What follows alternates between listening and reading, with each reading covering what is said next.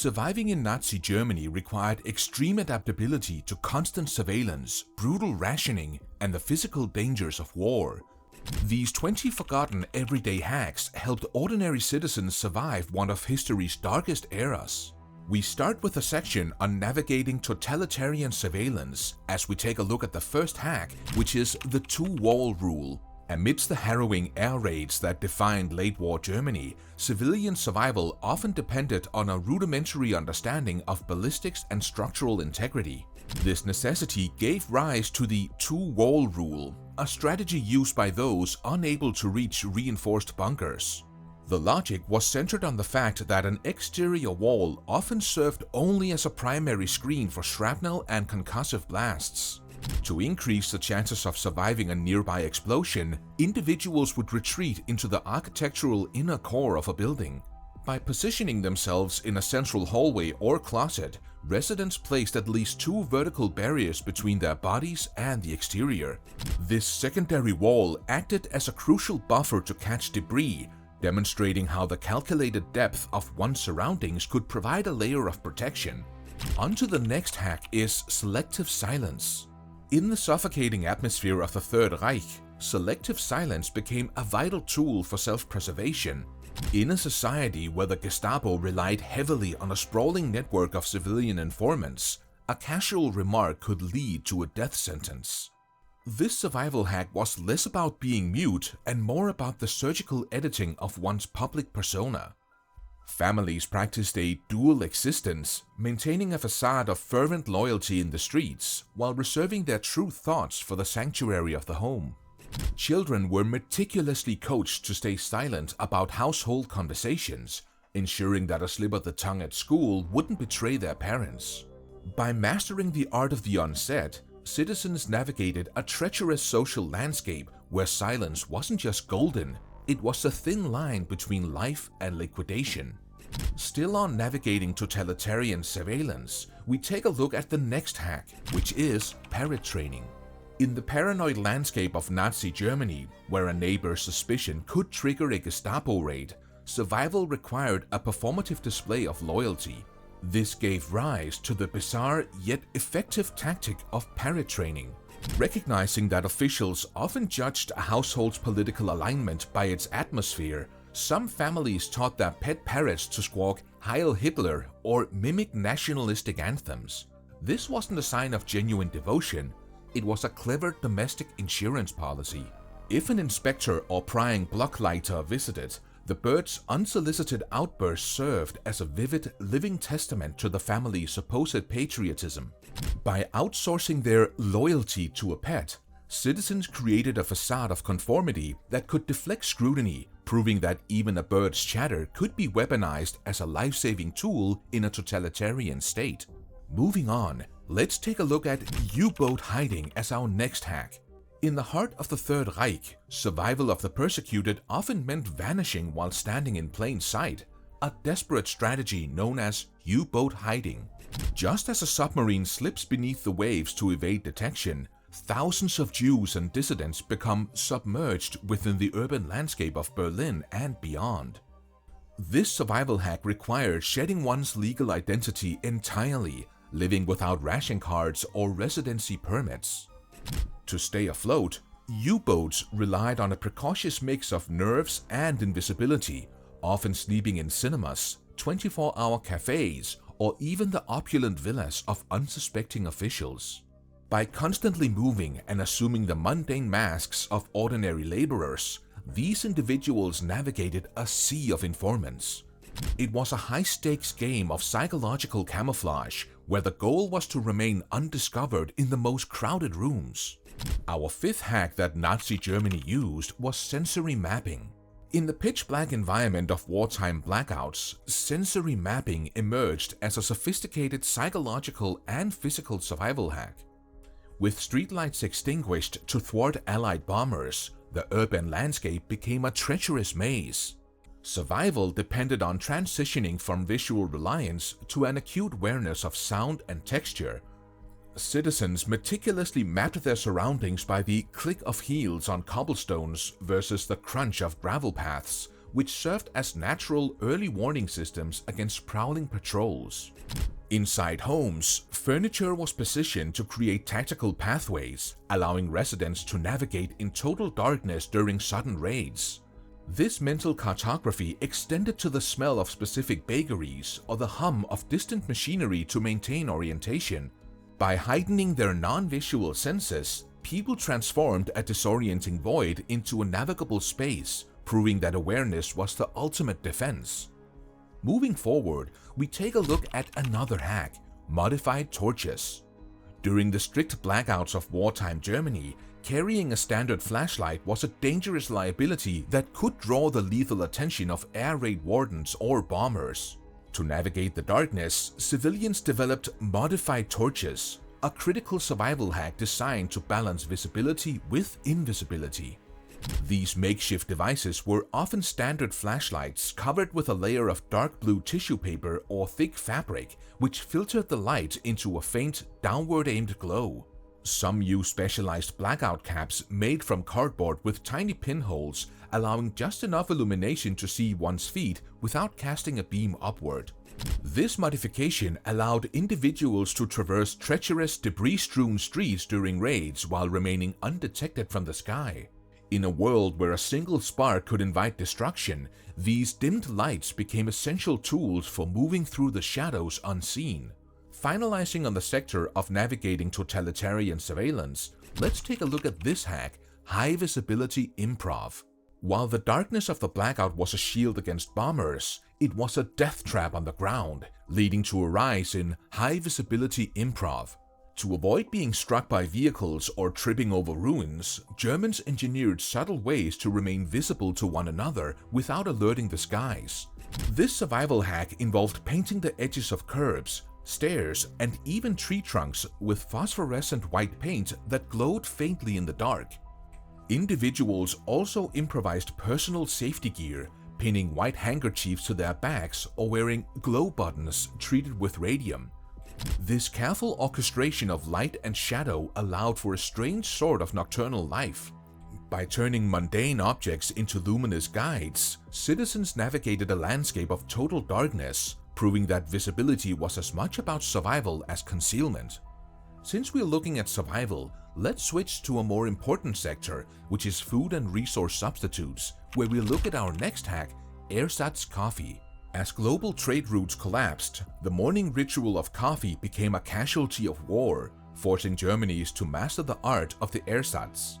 This survival hack transformed forest floors and kitchen scraps into a vital psychological lifeline. Deprived of caffeine, citizens turned to roasted acorns, chicory, and malted barley to mimic the dark, bitter brew of their memories. While these concoctions lacked the chemical kick of real coffee, the act of brewing and drinking a hot, dark liquid provided a semblance of normalcy amidst the chaos. Ersatz coffee was more than a beverage. It was a testament to domestic resilience, proving that when the luxurities of civilization vanish, ingenuity can brew a bitter comfort from the very dirt beneath one's feet. The next hack related to food and resource substitutes is false cheesecake. In a landscape of extreme rationing, the false cheesecake became a masterpiece of domestic deception and psychological survival. With eggs, cheese, and butter strictly reserved for the war effort, German housewives engineered a hack using curdled skim milk and boiled potatoes. By mashing potatoes into a fine paste and mixing them with saccharin and a hint of lemon flavoring, they replicated the dense, creamy texture of a traditional torte. This culinary illusion was more than just a caloric necessity, it was a defiant act of morale. Serving a cheesecake during a birthday or holiday offered a fleeting escape from the grim reality of the front lines, proving that through sheer ingenuity, one could still taste the sweetness of home amidst the ruins. Moving on, let's take a look at the next hack: sugar substitutes. As the war effort consumes Germany's resources, sugar became a rare luxury, forcing a pivot toward chemical and botanical ingenuity. This survival hack relied heavily on saccharin, a synthetic sweetener that became a staple in every kitchen cupboard. Despite its metallic aftertaste, it was the only way to make bitter ersatz coffee or coarse bread palatable.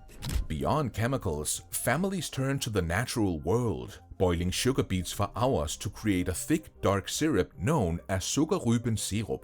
This peasant honey served as a vital caloric boost and a spread for sawdust-heavy bread. In a world of deprivation, these substitutes were psychological anchors, proving that maintaining a hint of sweetness was essential to enduring the bitterest years of the regime. It's so important.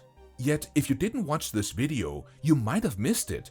To ensure that doesn't happen, make sure to subscribe to our channel. On to the next hack. Let's take a look at victory gardens. As the hunger plan tightened its grip on urban centers, the transformation of public and private spaces into victory gardens became a critical survival hack. In a regime where food was a weapon of control, self-sufficiency was the ultimate defense. Every available square inch of soil, from manicured city parks to bomb-damaged courtyards, was tilled and planted with hardy vegetables like cabbage, kale, and potatoes. These urban plots bypassed the failing supply chains and provided essential nutrients that the state could no longer guarantee.